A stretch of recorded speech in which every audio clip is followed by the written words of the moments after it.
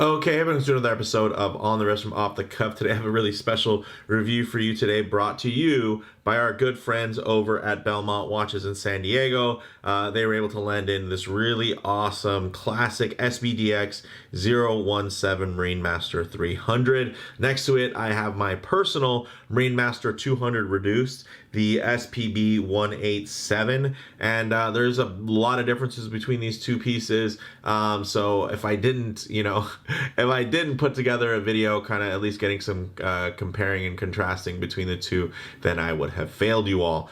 So I did want to make sure, as much as of course I do want to highlight the Marinemaster 300, I do want to point out some differences in terms of the 200. And you know what, it's all fair game, especially since at the end of the day these are both modern reinterpretations of Seiko's original 1968 Marinemaster diver. And the SBDX,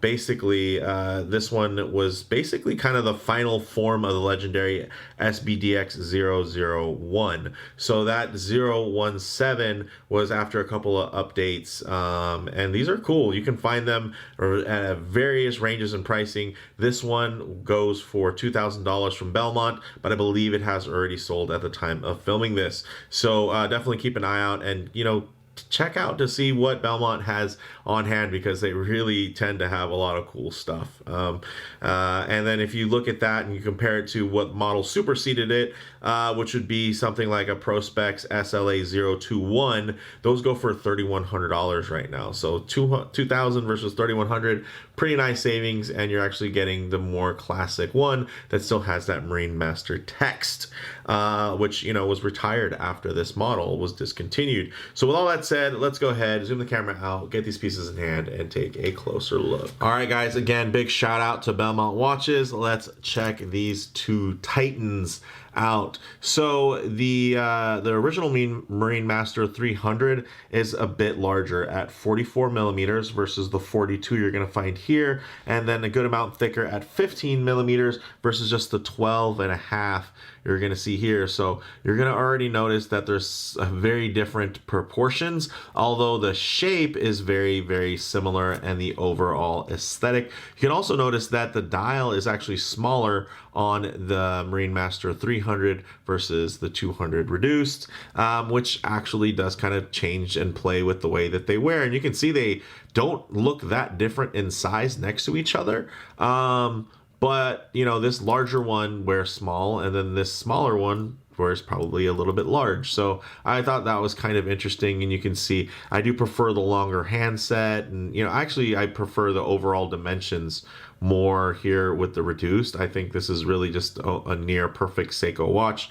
but there's something that is really iconic and charming about the Marinemaster. I mean, this was what all, Seiko modders were trying to build a lot of the times. The poor man's Marinemaster mod was so huge for the SKX mod community. And since this is one of the later iterations, it does have the signed Prospex X crown, although it still has the Marinemaster text. So as a transitional and collectible model, I think this one's actually really cool. It also has extra potent lume on here, although I will say that the lume, the daytime coloration, I think looks better than some of the newer models, where I think it has a bit too much of a deep green tint. So I actually do like this model before the transition. Another thing you're not getting versus the newer ones is here you're getting this lacquered steel insert here, which is similar to the lacquered steel insert you have here, versus the newer Marinemasters, which do have, well, I mean, I don't even know if you want to call them Marinemasters, but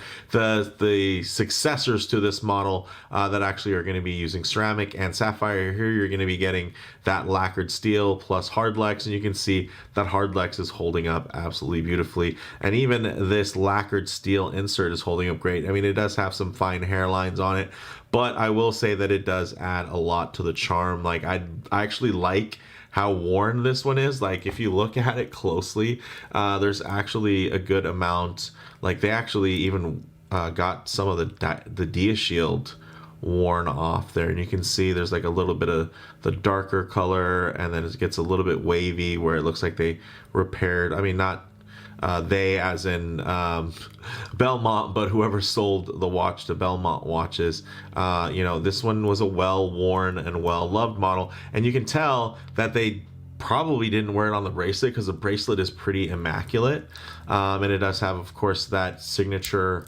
ratcheting dive extension there, which is great. And then you still get the micro adjust for sizing, although these are quite long links. And another thing that I kind of like about the newer version is the links are shorter, which means you can actually, you know, work to get a better fit there. And then you still, of course, do get some, you know, different ranges in terms of manual micro adjust. So for me, this one, a lot more wearable. It doesn't quite have that same level of just the symmetry and just the kind of beauty. And I mean, I just spent so many years drooling, about this, drooling from looking at it. And also this has a great movement in it. It has a Seiko 8L35, 50-hour power reserve, 4 hertz beat rate, which is 28,800 vibrations per hour. And then this one's accuracy is going to be minus 10 to plus 15 seconds per day. So it was, you know, everybody mentions that the 8L movement is like an older 9S kind of variation, just underregulated and of course undecorated. And I have no problem with that. I mean, this is a really solid movement, and you know, typically as much as there is a wide range, you know, you'll be getting the better end of the wide range. And you know, I've had similar luck with the 6R35, although I know not everybody has had a lot of great luck with that movement in terms of timing accuracy. Then you get here into some of the things that have changed that are really collectible about this particular model, right? Here you're getting applied indices. A lot of the newer ones, to even include here, they're not actually applied indices, they're actually punched through. And essentially it's a one piece, which is great for durability because now, you know, you won't have to worry about any of these indices ever falling off. So they're considered raised indices, but they're not applied separately on top of the dial. Here, these are genuinely applied, like they are, you know, there's a flat dial and then they go ahead and stick in every one of these indices, which is really, really cool. And it also enables you to get a nice deep fill on the loom for these. So these are just like, you know, you imagine a little bowl just full of Lumibrite. This thing glows at just a fantastic rate, which I'm looking forward to showing you guys. 300 meters of water resistance, 20 millimeter lugs, which proportionally, you know, 44 with a 20 millimeter lug, that's pretty wild. You know, you think about the Turtle's a 44, 45 millimeter diver, and it has a 22 millimeter. I think 22 probably would have looked a little bit more proportional here, although the 20 millimeter lug of course makes it look a little bit more elegant. So there are going to be trade-offs there. It does taper down to 18 millimeters at the clasp, pin and collar connecting system there, and then of course you're getting the signed you know, locking, ratcheting, doing it all kind of clasp there, which is really cool. But with that said, let's actually get this piece on wrist and see how it wears. Okay guys, as you can see on my 7.5 inch wrist, this actually wears a lot better than you might think. I think the numbers can be really deceiving, especially considering that this watch literally has every trick in Seiko's book being utilized to make this thing really be, you know, a pleasure to actually wear on the wrist, which I think is really, really cool and very, very interesting about this piece, and something that always has appealed to me about it. And although the Marinemaster 200 Reduced kind of already just fits really well, I would say there's something that's really impressive about this wearing so well, considering what it's kind of, what it specs it has working against it. I mean, it doesn't even have a case back. I mean, this is a mono block case. Everything is front loaded. You can see there's so much depth in that dial, and it's a smaller dial because it has that nice sloped chapter ring. There's just so many little feature sets that are working in there actually, and I didn't even remember to rotate this 120 click unidirectional rotating bezel, and you can see that it does everything you need it to. Check that out. Lines up, has a great action in terms of the grip, the tactile interaction with the bezel itself, and then how smooth it is. It definitely feels like a Seiko bezel. Nothing crazy, you know, especially when you think about how good some of these $1,000 Seikos are getting. And you know, when I say $1,000, I mean that's around what you can pay for them. The retail is still around $1,200, but the bezel action again is so good on these that it's not quite, you know, the just complete renaissance when you compare something like this and how it feels after comparing it to like a Turtle or an SKX. But it still is a very, very good action. So what I'll do is I'll keep my wrist down here just because this is a large enough watch as it is. We don't need any lens distortion adding to that. So we'll tighten up the shot here so you can see that it actually does lay on the wrist really, really nicely. And even though it does have that longer 50mm lug to lug, and it even has male end links that do stick out, you can see there's a beautiful turn down there, and it just flows and it just lays very, very nicely. It does its thing. And then of course, another shout out, Belmont watches. They're so awesome. And check that out, man. It's just really cool. And I do enjoy this clasp, although it's not perfect. You know, it doesn't flow as smoothly, I would say. You know, there's some abrupt changes in angle and whatnot. There's a, you know, bit of thickness there that doesn't necessarily flow so great into this side of the bracelet. But, you know, all in all, it's just, again, it's personality. For me, I don't really see it as like some jarring flaw. It's all kind of part of the whole package here, and how different and you know, at the end of the day, special this piece really is. So with that said, let's actually get into some loom shots, low light transition, and closing thoughts. Okay, let's go ahead and hit the lights here. Wow. As you can see, really, I mean, the last true kind of pure-blooded Marinemaster, and it shows. The way that loom works is amazing. And this is actually, I believe, one of the updated formulas over the original.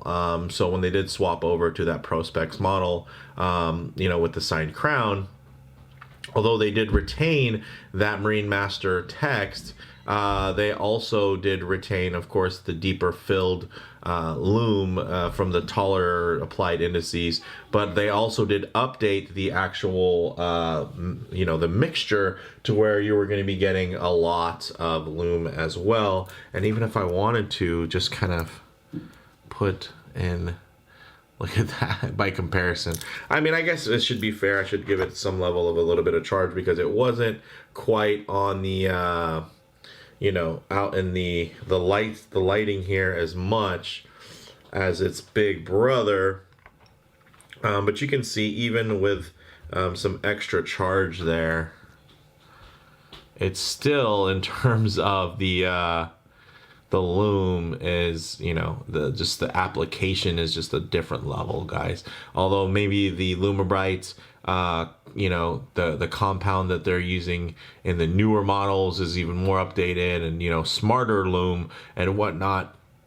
The application, that thickness, definitely has such an impact on how bright that loom gets. Let's actually just hit it with a black light and wow, just in terms of fairness there, and just look at that. It's just it's incredible. So we'll go ahead and get the smaller model out of the way and work in some of my favorite parts of the you know, these segments. Is I do like to work in a low light transition because you're not always going to be out in the middle of a field enjoying direct sunlight. A lot of times you're going to be finding yourself coming in and out of buildings, walking underneath overhangs, maybe spending some time underneath the shade of a tree or down in your favorite automobile. So it's nice to see what these colors, textures, and finishes render like in less than optimal lighting, to maybe even include some harsh lighting that would typically you know, reveal any type of production defects. Here, all you're going to really notice is a whole lot of just that simple, well-balanced layout just coming together to show you something that definitely is a professional level, right? I wouldn't say quite luxury level, but there's definitely a professional spec, right? Pro specs that you get from here. This is absolutely a respectable tool watch. And I think it has, of course, the lineage, you know, the Marinemaster name and everything, although they do share it with one other brand, Fortis. But they do, there's some licensing that Seiko went ahead and did. So they're getting paid. But you can see this thing is just such a special piece, and I respect it a lot. And as much as I really do enjoy my Marinemaster 200 reduced, there's something that's just so special about this model, you know, one of the OG Marinemasters that, it hasn't quite been recreated yet.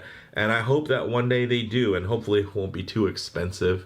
And I would love to see something like this, but slightly sized down, but retain that cool movement, retain the trick clasp, or at least an updated version of it, retain some of the the levels of finishing that you're going to see here with the Zaratsu polish. So it's just very, very cool. So closing thoughts, guys, on the wrist, definitely a bit top heavy, but still very, very wearable. The long links are definitely not as noticeable as you would think. And then in terms of model variants, this is a discontinued model, so not really worth kind of diving into what superseded it. But yeah, there's SLA models that are a little bit thicker, I'd say, and just a little bit different than this model, but they definitely haven't captured the imagination the same way that this and its predecessors have in the past. So in terms of comparable models, like I mentioned, my SBB187 Marinemaster 200 reduced, a lot cheaper at $1,200 full list, and you can get them for cheaper than that. 42 millimeter diameter, 12.5 millimeter thickness, and then 48.7 versus 50 millimeters lug to lugs. You're still getting stainless steel, you're still getting brush and polish, you're getting that Dia Shield hard coating, but now the movement is a 6R35 with a 70-hour power reserve, but only beating at 3 hertz, so that 21,600 vibrations per hour beat rate. So for me, bottom line, this thing is still really an icon worthy of a space in many collections. Like, this by no means is some kind of over the hill type of piece. This thing is awesome, and anytime I see one out in the wild, I am just so impressed. I don't think it's the perfect watch for me, but for those of you who do, kind of covet this piece and really, really admire it and hope to add it to your collection, I will say you absolutely will not be, let down. This thing really holds up in the metal. So let me know what you guys think in the comments below. If you like the video, please do a like. And if you haven't already, please subscribe for more content just like this. Thanks, guys.